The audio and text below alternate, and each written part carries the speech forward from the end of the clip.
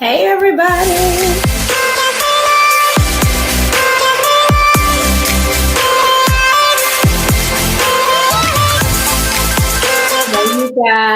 Hey, you guys. Happy Valentine's Day, everybody.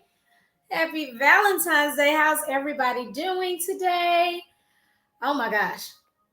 I'm just checking everything, make sure it is good and I'm live. What's up? Happy Valentine's. How's everybody doing out there?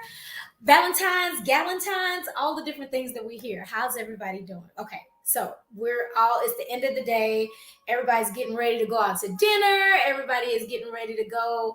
I don't know what you get ready to do. So I'm not going to hold you long, but I got to share this message that God gave me this morning. Okay. So here I am again. Happy Valentine's, Galentine's, and whatever you want to call it. YouTube and Instagram and Facebook. It's how's this Scott? How are y'all doing? Good. Okay, so here it is. Y'all saw the message already. It is faith is versus hope is. Faith is versus hope is. Okay. I promise I'm going to try not to take a long time, but I got to share this with y'all today. Okay, so let's start off with that. What does that mean? Faith is versus hope is. Faith is versus hope is. Faith is. So we'll start with right there. First scripture out the box. You know, I didn't come to play. We're like doing it today. Faith, Hebrews 11:1. We're going to start with the definition of faith because we're talking about faith versus hope. What's the difference? Because you hear people say it all the time. And they kind of use the words interchangeably. Like hope is faith and faith is hope. So you can say either one, right? We're going to find out today. So Hebrews chapter 11, verse 1. Very first verse. It says, now faith is the substance of things hoped for, the evidence of things not seen. The evidence of things not seen. Let me roll that on the bottom over here real quick. So faith is the two things it looks like. Faith is the substance of things hoped for and the evidence of things not seen. So let's start with the first one. Faith is the substance of things hoped for. Hope. Key word today. Hope. What is hope? Hey, you guys, welcome in. How are y'all doing? Okay, so hope. I got some definitions for you guys because we're going to debunk this whole faith and hope thing today. Today, it stops. No more confusion. Hope. The definition when I look up, and this is just our online definitions for hope. It says hope is a feeling of expectation, a desire for a certain thing to happen. Let me stop rolling this so I don't confuse. Hope. I'm going to read it again. How do I stop this? All right, okay. Hope is a feeling of expectation, a desire for a certain thing to happen. When we hope for something, there's a certain feeling of expectation. That means we're going to get it. But then also, it is a desire for that specific thing that we're hoping for to happen. That's all hope is. It's not based in anything. It's not grounded in anything except desire and expectation of that desire. That's what I'm hearing. I don't know if that's what you're hearing. That's what I'm hearing. So, faith is the substance of things hoped for. That means what we're hoping for. There's a desire there. There's something that we want. There's something that we're desiring. There's something that we would like to happen. And hope is saying, I'm going to believe in that thing. I'm going to, for whatever reason, it doesn't even matter the reason. We're not even talking about that now. But whatever the desire is, this is something that there is a desire, and then there is a belief that this desire will come to pass. That's hope, right? Okay. Now, faith. Faith is the substance of things hoped for. I'm going to share with y'all something I wrote a long time ago in my Bible, which I saw this morning when I went to this passage that I wrote about faith. I was probably in college, y'all, so don't judge me. It says, the confident assurance that something we want is going to happen.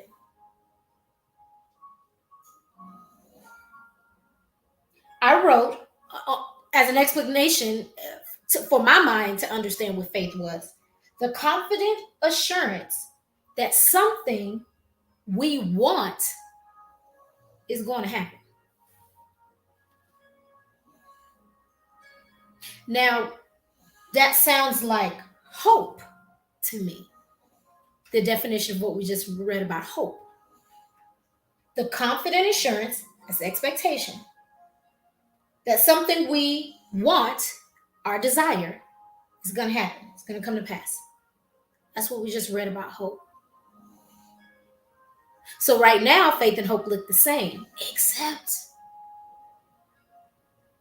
the fact that there's a second clause in the faith definition. Let's go back to Hebrews 1. Back to Hebrews 1. It says, now faith is the substance of things hoped for. Clause 1. Part 1. Whatever you want to call it. And part 2, the evidence of things not seen. And I think sometimes what happens, you guys, is we leave out the second part.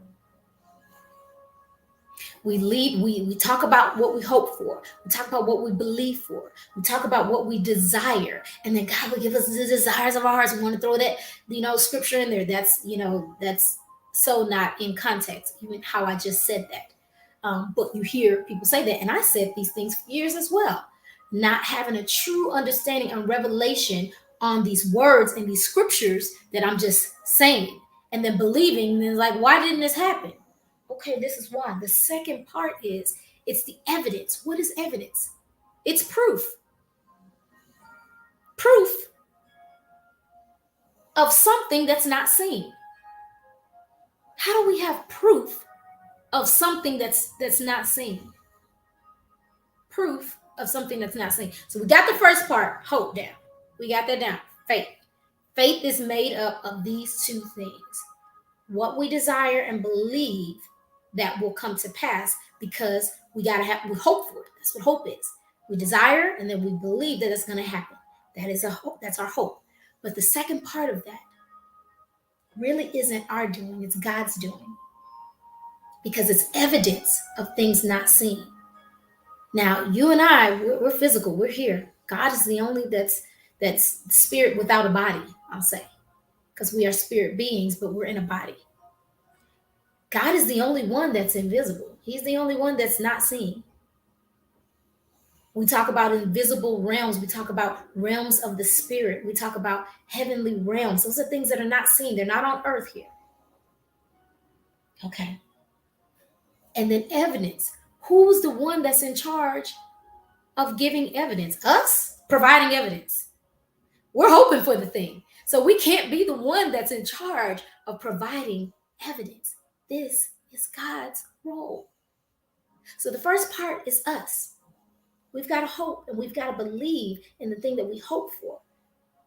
But that's just not anything across the board. Now we've got to have the second clause to that and say, is this something that God has given or is giving evidence that this thing is so?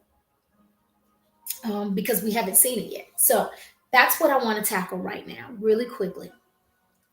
I hope that made sense, and I hope that breakdown wasn't too much, but this was how God was like, we got to separate this thing, because you got people that are sitting in hope for years, yourself included, you're sitting in hope for years, and nobody ever bothered.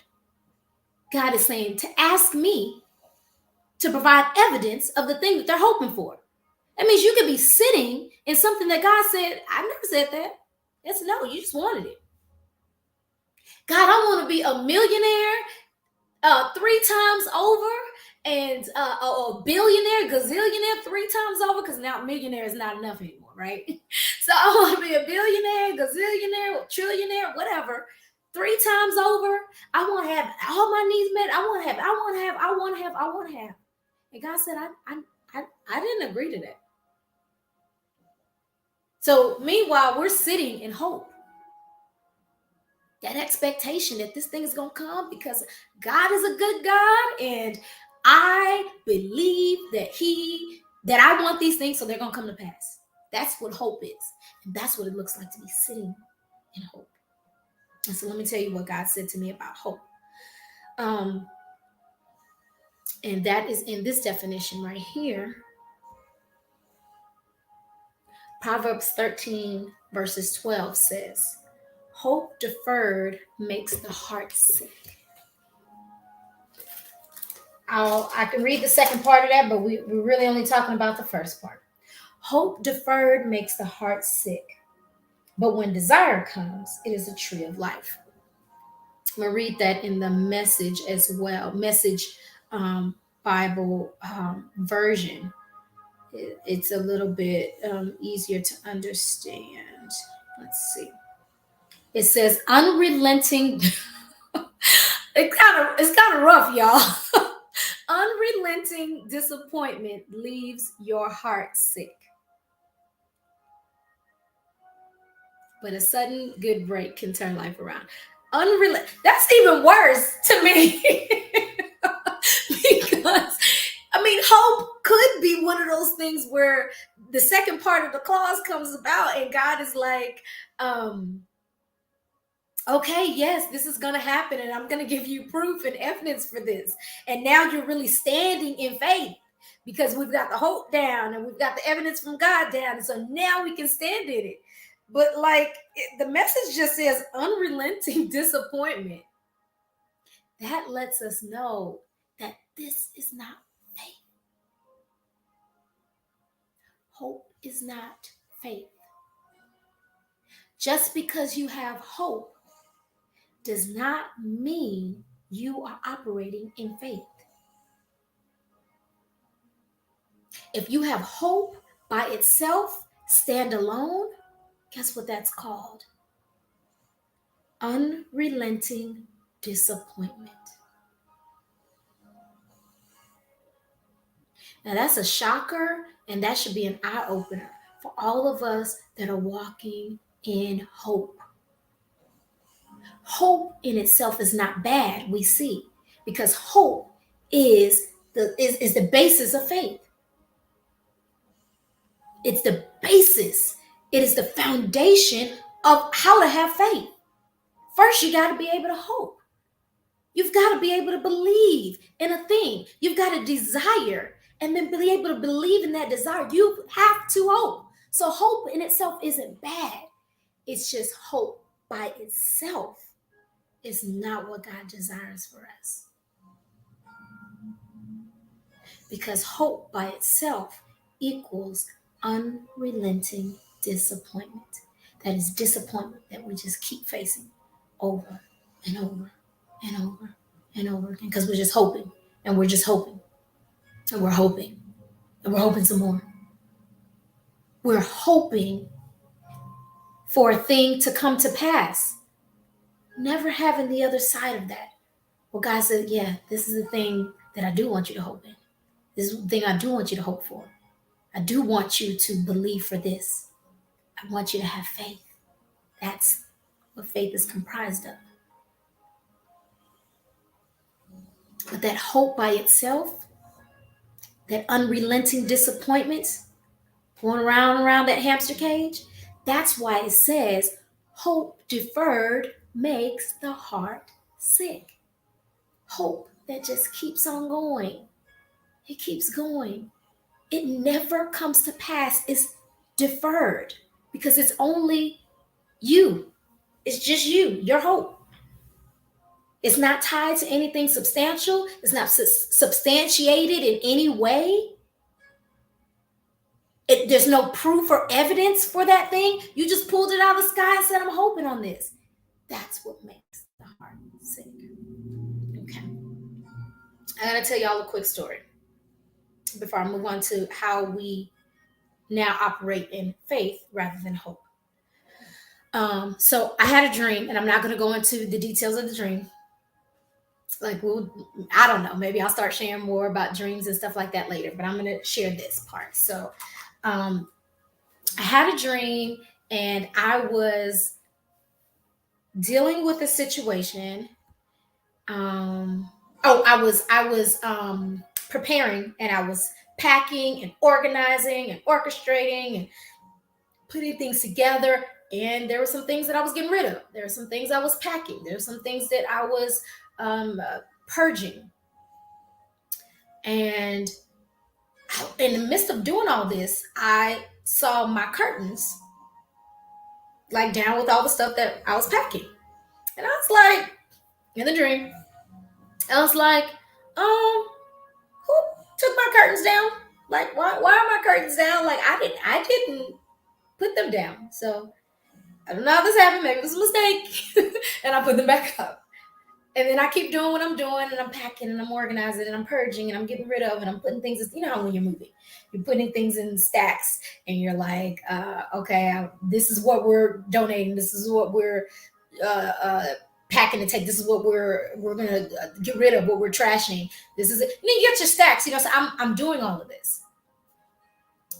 And I come back, and the curtains are down again in this stack. Like stuff that I'm supposed to get rid of. And I had to stop. Now, here, let me just tell you this quick little tidbit about just a couple of dream facts for anybody that just needs them out there. If you got them, cool. God speaks to you in what is called your dream language. Things that are going to make sense to you. Things that, like your best friend. Like y'all have inside jokes and inside stories. And so like if she's trying to get something to you, like that's not for everybody to know, but it's a secret, it's between the two of y'all, she, he, whatever, they're gonna say something that clues you in to let you know, oh, this is what we're talking about, without letting everybody else know this is what we're talking about. That's y'all's language, right? Y'all speak each other's language. As you hear people say, oh, we speak the same language. We understand each other. We can speak just with our eyes sometimes. You know how couples are, and like y'all can be like across the room with something going on, and you give that look, like it could be anything. It could be the look like they know, okay, whatever they're doing, they need to stop. Or like, okay, somebody's upset. Maybe we need to have a powwow. We need to get out of here. Or just that look where you like, you both kind of want to laugh, like you both notice something, you have your language. God has a language with us. He has a language that's inside. Because when we're dreaming, God is telling us his secrets. God is telling us something on the inside. This isn't something that everybody knows. This isn't something that we probably even know. This is a conversation that God is having with us. This is one of the ways that he has conversations with us. I'm not going to say the only way. And so, I'm tell y'all a little secret. What my part of my dream language that was identified here are curtains. So curtains are very important for me, but they're probably not important for me like they're important for a lot of people or a lot of women. Because women are like, oh, I love my curtains. I gotta have my curtains up. I don't put up curtains until I plan on staying somewhere. Meaning, if I don't plan on being there long, you will not see curtains up. FYI, y'all know, secret spoiler alert is out there. If you ever walk in my house or somewhere that I'm part of and there's no curtains up, and it's just my doing, this is just my place, there's no curtains up, like I'm halfway out the door. Like I don't, when I put up curtains, that's when I have made that little, I've made the statement, I've made the, I have determined, and I've said, you know what, I'm staying in a place. That's my thing. Everybody might have their thing. You got your thing. What make, when I finally put up pictures, when I finally unpack this and that. But when I put up curtains, that lets me know I'm there. Now in this dream, I'm supposed to be purging. I'm supposed to be packing. I'm supposed to be moving. I'm supposed to be getting out of a place or things that don't belong in this place anymore out. And the curtains keep coming down. And I wasn't the one to put them down. And God was telling me, there's some things that I want you to leave. There's a place that I want you to leave. We're not going to stay in what you thought you were going to stay in.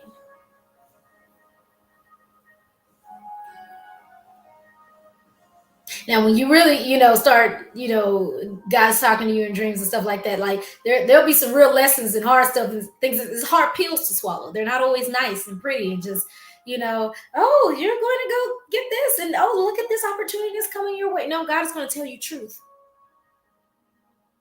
This is the time where you're quiet. This is a time where you're not running your mouth. This is a time where you're not telling him all your hopes and desires. This is a time where God gets to tell you what the real deal is. What's going on? What's the condition of your heart? Where are there areas you need to heal? What I want to do in your life. This is where God gets to speak to us. But this is also an area where we can get some evidence, where we can get proof of the thing he's talking about. So anyway, God tells me, after praying about it and everything else, and he's like, yeah, there's some things we got to move on from. We're not staying. We're not staying.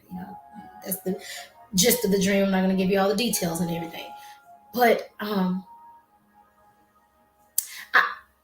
was like, okay. And you know how you're like, okay, I'll receive it, God. All right, we're going to move past some things. All right, okay. And then I took a deep breath, took a moment, and then I cried. I know you're going to say it. I took a deep breath and then I moved forward. No. I cried. I needed that moment. And God was giving me that moment. That's why he was speaking to me about it. Because there's an area of your life that we have to move past. We cannot go any further, and it cannot go any further with you. And so, daughter, I'm speaking to you about this, but I'm giving you time to receive this.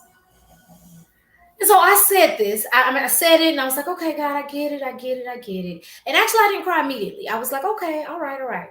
But then what happened was, like, I got evidence in the natural. Like, okay, I was asleep when this happened, and then God spoke to me about it and woke up, whatever. And so he's telling me this evidence in the spirit. There's some things we're going to talk about. But then I see it in the natural. I got a text. I made that thing real, and I looked at it, and I was like, God, I was just hoping that maybe I didn't understand, or maybe I didn't hear you right, or I didn't understand what you were saying. You try to act all, brand new. Like, what does that mean, God? When he's like telling you, we're going to leave this situation in the past. We're going to leave the past in the past. We're going to move forward and physically walk forward in some things. And so it wasn't until I got the confirmation, and sometimes we even get to that point, where somebody else has to speak a thing that you're like, they have no idea what they're saying. They have no idea that God already spoke to you about this. They have no idea that God was already preparing you for when that conversation was going to come.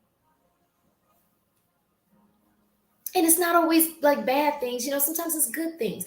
But, I've had some things where they were good, but they were just big. And it was almost like, okay, God, all right, we'll do that, and, again, somebody will come and confirm it, or I'll walk through it. And it wasn't bad, but it was just me accepting the truth of what God said. And so, what he talked to me about, and then of course when that happened, I got it, then that's when I was in my feelings. That's when I was like, my feelings are real hurt, God. My feelings are real hurt. I feel like God was like, why? And I had to say, because I hoped that I was wrong. I hoped that wasn't what you meant. I just hoped that I just hoped. That first part of the faith definition, I just hoped. It wasn't rooted in anything. It wasn't based in anything. God didn't show me anything. I just hoped. Because I would like it, I would desire it. Sometimes when you walk through a lot in life, sometimes you just desire rest. Sometimes when you've been resting for a long time, you just desire to move. It's just what we desire. And God said, no, we're going to move. We're going to move. And so what he said to me is because you desired a thing that I did not agree to, your hope has left you paralyzed. I'm going to say that again for the people in the back, because I know we have all been there. God said, because you desired a thing that I, God, did not agree to, your hope, you hoping, your desire, your unrelenting desire, now this unrelenting disappointment that we about to see, it has left you paralyzed. And so I caught you in a moment. God is saying, I caught you in a moment where I could shake you a little bit. And I can give you reality. I can remind you of what I said. Because I need you to move. You can't stay. You can't stay in this place. You can't stay in this mindset. You can't stay in this heart place. You can't physically stay in this location. Whatever God is saying. And another thing he reminded me of is when your heart is sick, it can't move. So that's that scripture about the heart. Hope deferred leaves the heart sick. So your heart is sick, it can't move. It's paralyzed, right? Well, it's the same thing with your body. When your body is sick, when it's really sick, it needs healing so that it can move again. And that's what God tries to do with our heart. That's what he wants to do with our heart. That's what his desire is, to get us moving again. So just like it is with the body, so it is with the heart. So now we understand why it's dangerous just to have plain hope. Hope that's not substantiated, hope that's not tied to anything, hope that has no evidence that it is real and that it will ever come to pass. Hope that's deferred. But what I want to talk about is really getting into faith, because hope is the substance. Faith is the substance of the things that we hope for. So that's good. But now we got to talk about this evidence, the other side, the God side. The evidence of the things not seen. What is that part? That is God. That is his role. That's what he does. And a lot of times, and what he does, and showed me in this and reminded me of this, is through signs. Remember, God is spirit, so we connect with God. Our spirits connect with God. When we have our spiritual encounters, when we're asleep, when we have visions, when we meet up with somebody and somehow we just like really jive, and we just we can feel the atmosphere, we can feel the spirit, we can feel God there. A friend of mine that I encounter all the time, I talk to all the time, I love it. She says, "Oh, I got God bumps." I was like, goosebumps. I got God bumps, because you're like, "Oh, I know God, you're speaking here in this moment." That's what happens sometimes when you just speak to a person. You're like, "God, I know you're in here, like stirring up something." So signs. God uses signs. He uses people as signs. He uses places as signs. He uses things as signs. He uses signs as signs. He uses all kinds of things. But these are how God shows us evidence. Evidence. One thing I wrote was the scripture right in Hebrews again, Hebrews 11:3. Now we read 1, but if we jump down to 3, it says, by faith, we understand that the worlds were framed by the word of God, so that the things which are seen are not made of things that are visible. This is God, that unseen part. This is the evidence of things not seen. Um,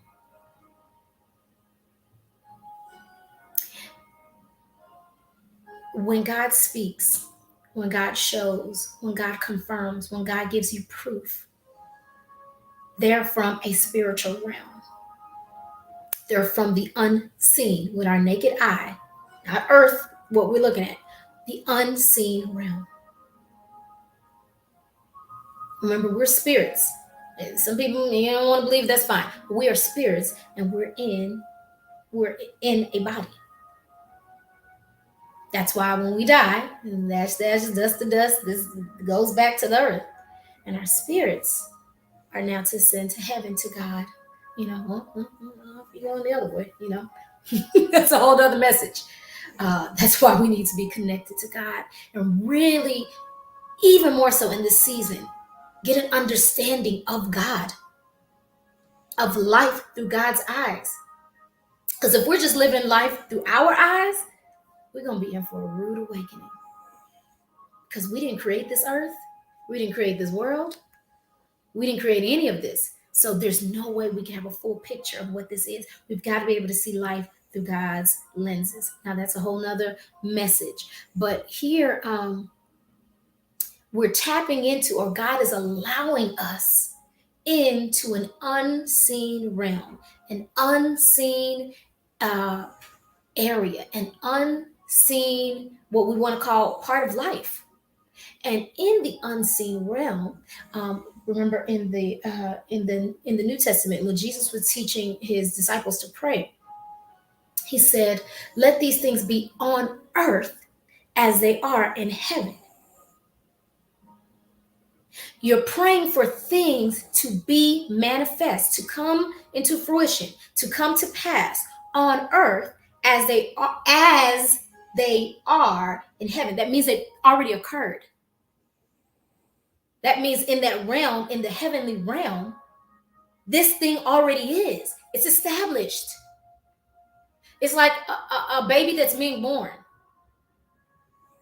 And so, or something that's just being birthed. So when it comes to pass, when it's being birthed, when it is being established for the first time, it is in a heavenly realm. And then of course we see it later. I don't know why I said baby, but you just whatever. So it's birthed there. And then we get to see the manifestation of it and what it looks like here on earth. But that heavenly realm on earth as it is in heaven, that's a spiritual realm. Because of our bodies that we're in, with our limited capacity of what we are here on earth, we can't see that with our natural eye. And so that's why he's saying that the worlds and all the things of God, the cosmos and everything that God created, the word of God, the world itself, how he spoke the world into existence through his word, through the word of God in the beginning. God is talking about how he framed the worlds. It was from nothing, and he spoke it into existence. This is all unseen stuff. But it's clearly stating to let us know that the things that we see here on earth were not made from things that are visible. They are unseen. They're invisible. That's that proof. That's that evidence of things not seen. So in the realm, when God is speaking to us, and when God is saying in a dream, or God is coming to us through maybe a prophecy, or coming to us through a message that we're receiving somehow, from somebody that's tapped into God, or even just connected to God himself. However God is speaking and downloading to us through pastors, through apostles, through prophets, through teachers, however, through just our communing with God, between ourselves. However God is speaking and downloading, it is coming from an unseen world into a seen world. It happens, it establishes there, and then we see it here. So when we see that in a dream, or when we see it in a vision, or when he speaks something to our hearts, or when he shows us something, or somebody gives us a prophecy for something they've seen, because they're using their spiritual eyes and God is showing them a secret. You're getting a glimpse of what has happened in an unseen world. And so now you have the evidence that it has happened, that it has occurred. Evidence is something that's tangible. Proof, that's something that's tangible. It's not a thought. When you get arrested, or just, I don't even call it, but when you dealing with police work and everything, and they're talking about evidence, and they're in the evidence room, they're looking for tangible things. They're not looking for a statement from a witness and calling that, oh, that's evidence. It's in the evidence room. No, physical, tangible. So God has given us something tangible, but it's from an unseen realm. And that's how we can now tie that to that hope that we've been sitting in. I didn't mean to stay on that for so long, but I don't know. I just felt like that needed to be hashed out and explained just a little further. And so with that, there are signs that God gives us. There are signs that happen that are miracles. We hear miracles, signs, and wonders. These are things of the miraculous. These are things of the supernatural. And yes, we'll receive that and visions of that and being able to see that. But sometimes he gives us a physical, that's what a miracle is, a physical manifestation, like it happens here. That's a sign. And so I just picked out a couple of signs that I know that came to me. I will say I picked it out, but I feel like God gave me these 3 signs to cover, just to let you know, or to talk about. Hey, welcome in. What's up, Crystal? I see you on IG. Welcome in those that joined over here that I didn't welcome over here on Facebook land and YouTube land. Okay, so the signs. So God gave me just a couple of references on signs, but this is something that y'all, we can live by and we can walk in, and we don't have to feel bad about signs. So the first thing is we're going to talk about King Hezekiah, and this is in his story is twice. It's in 2 Kings chapter 20, verses 1 through 11. We're not going to read all that, but I'm going to tell you about the sign that King Hezekiah, he was king of Judah, what he asked for from God. So he was dying, y'all. Spoiler alert. So, hey, yes to signs and wonders, honey. Absolutely, absolutely. Like, like this is God speaking. This is God speaking. So yes, Crystal. Spoiler alert, he's about to die. And so Isaiah, the prophet, comes to talk to King Hezekiah and let him know that. Now, I'm not going to read all the verses because I just really want to get to the part, the end part of this. And he's crying, he's weeping bitterly. Imagine, prophet comes to you and they confirm, yeah, you're gonna die. You're gonna die. And so Hezekiah does what we should probably all do when we get bad news, when we get news that's like, whatever. Instead of running on what everybody else says, the first thing we need to do is go to God. And that's exactly what he did. And he cries out to God to save him. And God says right here, verse 5, 2 Kings chapter 20, verse 5, he says, thus says the Lord, the God of David, your father, I have heard your prayer. I have seen your tears. Surely I will heal you. On the 3rd day, you should go up to the house of the Lord. I will add to your days 15 years. I will deliver you and this city from from the king of Assyria. And I will defend this city for my own sake and for the sake of my servant David. And then the prophet comes, because, God speaks to the prophet, and he comes back and he gives evidence. He gives spiritual evidence, unseen realm evidence. What God spoke to him, he gives it to King Hezekiah. And then Isaiah says, take a lump of figs. And so he took it, and put it on the boil, and he recovered. And so then King Hezekiah says to Isaiah, well, what is the sign that the Lord will heal me? So God already gave him the sign from the prophet that said, you're going to be healed. I'm giving you 15 more years. That's evidence in the spirit. He hoped, he desired to live, for his life to be extended when he heard that he was going to die. And then he prayed, and then God answered the prayer, told the prophet, and the prophet came back and told him, hey, you're going to live. You're going to have 15 more years. Put this little poultice, which is a little, press or whatever, healing, whatever, on top of this boil, whatever it is, it's going to take the sickness out. You're going to live, right? He's got evidence. So now he can stand in faith, right? Yeah. But let me tell you what King Hezekiah did. He said, so tell me what the proof is that I can see this here on earth. Thank you for giving me the spiritual proof. So I'm standing in faith. But God, I need a little bit more. What is the sign that the Lord will heal me and that I should go up to the house of the Lord on the third day? Isaiah said, verse 9, this is the sign to you from which the Lord, that from a sign to you from the Lord, that the Lord will do the thing which he has spoken. Shall the shadow go forward 10 degrees or back 10 degrees? It's like a sundial. So back in the day, this, they told time and everything. And, like on our clock, the hands automatically go forward, right? And sundial, clock, synonymous, same thing,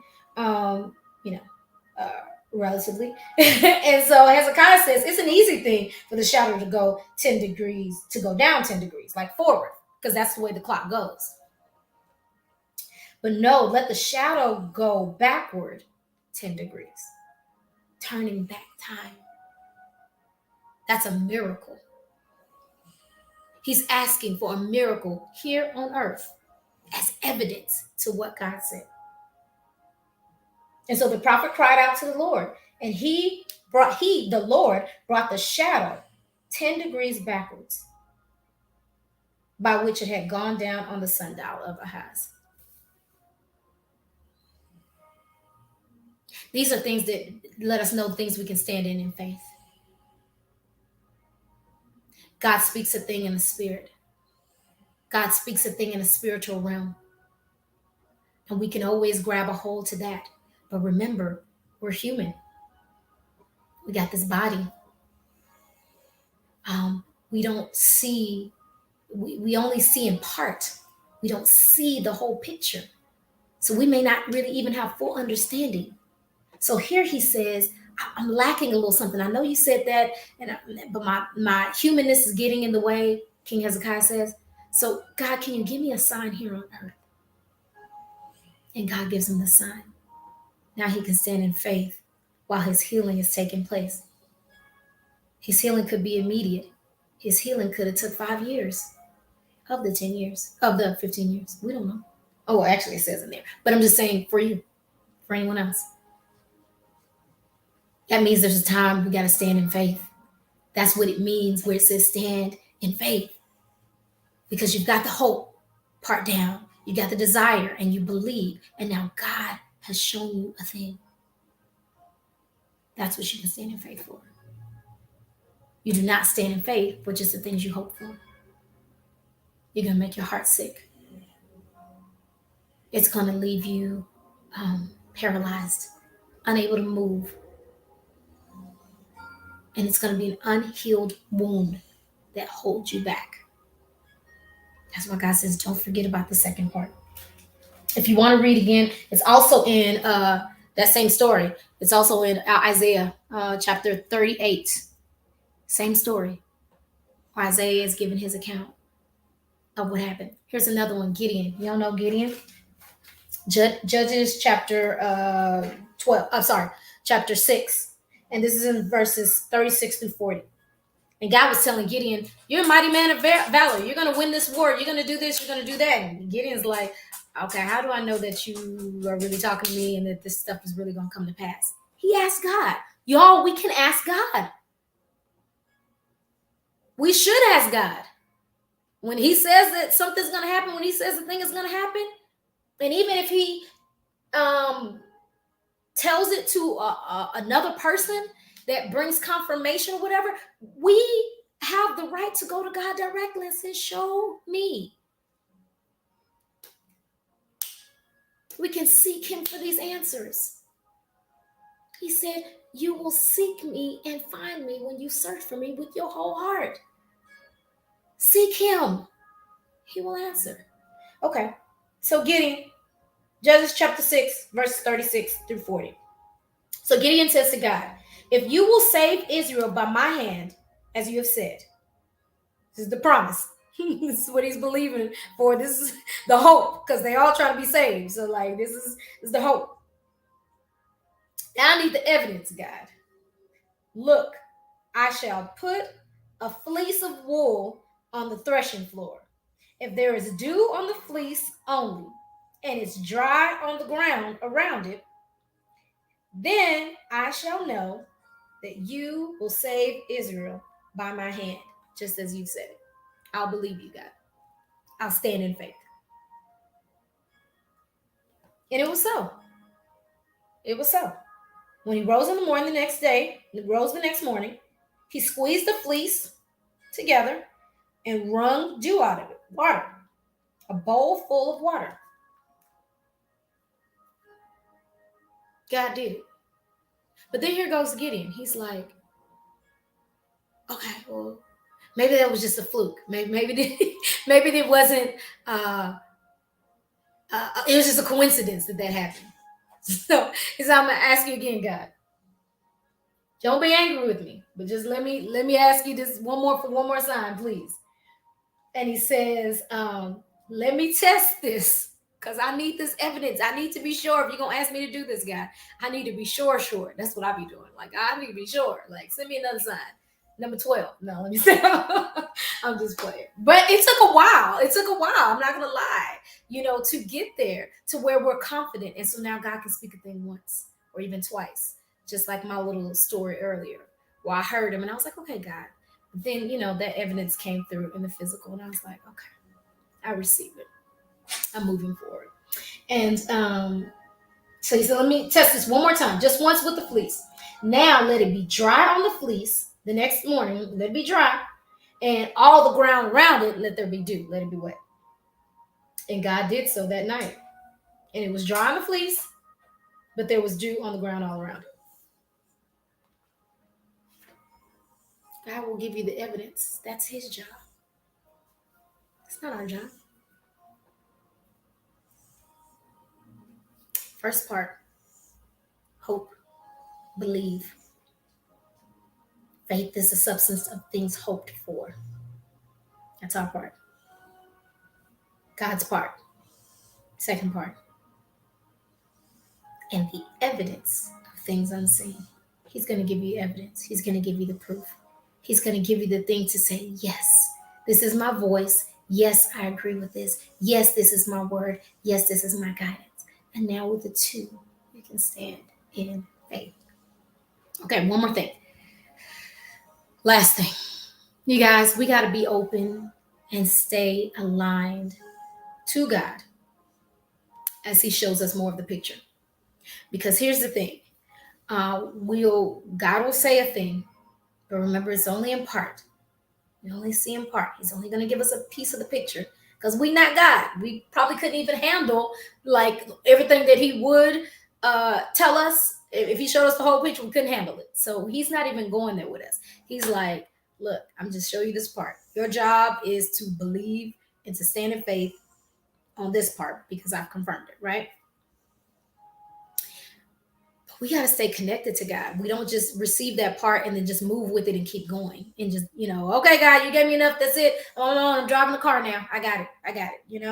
No, he's saying it's important to stay connected and in tuned and aligned. Why? Because one directive in one season may look very different in another season. Same picture.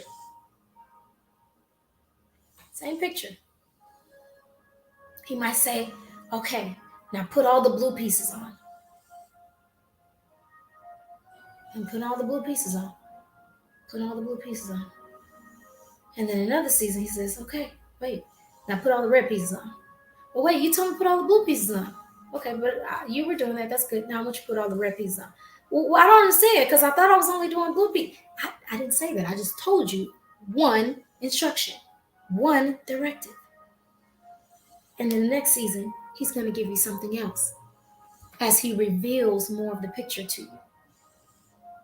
So we can't be so hung up on what God said yesterday that we don't obey the instruction of today. Yesterday's instruction was meant for yesterday, but when he speaks a new thing today, that's for us to obey today. And here's the other thing. We can't be sitting and waiting to see if the instruction is going to change or if it's going to be what we want tomorrow, that we don't obey the instruction of today. That's a hard one. Because we're like, okay, well, God said no yesterday, but then he's going to say yes today. Not really. It doesn't really change his mind. It's just really one of those kind of, wait, this is not what I want you to do. And then over here, yeah, this is what I want you to do. Or no, this is not what I want you to do. And then tomorrow, still no, this is not what I want you to do. The point is, obey the directive of today, the instruction that he's giving you today. And you can't wait and be like, well, yeah, okay, I'm obeying, and okay, but I'm still waiting to see what he's going to do tomorrow. Because guess what's happening? You're in that hope. You're operating in that hope alone. There's nothing substantiating that hope for tomorrow. That God is saying, yes, I want you to stand in this. No, it's just hope. And hope operating by itself makes the heart sick. So, with that said, yes, stay close to God.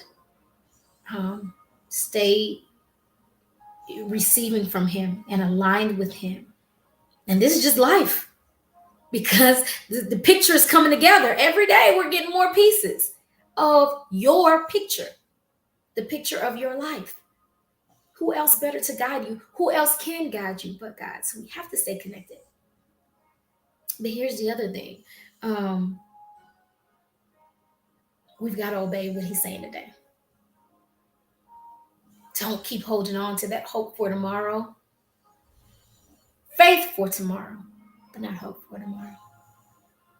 Hope operating by itself is dangerous to your soul and to your heart, and it will leave you paralyzed so that you can't move on to your next. So I got to say about hope versus faith. I hope you guys enjoyed. Here is the scripture recap. We were in Hebrews 11:1. Also Hebrews 11:3, where he talks about the foundation of the world. And the things that were created that we see were not created from things that are seen. Proverbs chapter 13, verse 12. That is hope deferred makes the heart sick.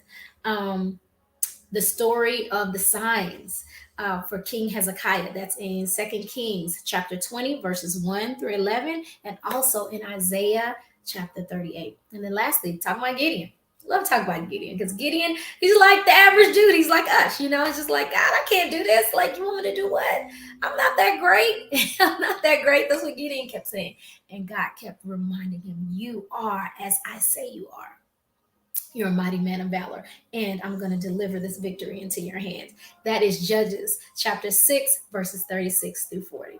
So that's all I have for y'all today on this Galentine's Day. I said it wasn't going to be a long time. Y'all, nothing but the Spirit of the Lord. Nothing but God saying, keep talking, because he has something that he wants to say. And I believe even on this day, this love day, this day that we like to express love, in kind of, person to person and things like that, and our family and our kids and our spouses and our parents and just everything, and our friends, Galentine's, God is really wanting to talk about the condition of our hearts. Yeah. Because that's going to lead and affect directly the condition of your life, or the condition of your soul, which is going to affect the direction of your life. how we feel, the wounds of the past and things that we're not ready to let go of or move forward with. These things leave us paralyzed. And so thus our life is actually paralyzed. Well, we can't move forward in certain areas. And then after a while, not at all. So that's all I have. I hope you guys enjoyed. Again, faith is versus hope is on this Valentine's Day. Y'all enjoy. I'm gonna send y'all some hearts out there. And thank y'all for the hearts that y'all gave me. Y'all have a good rest of your day. And I'll see you again real soon.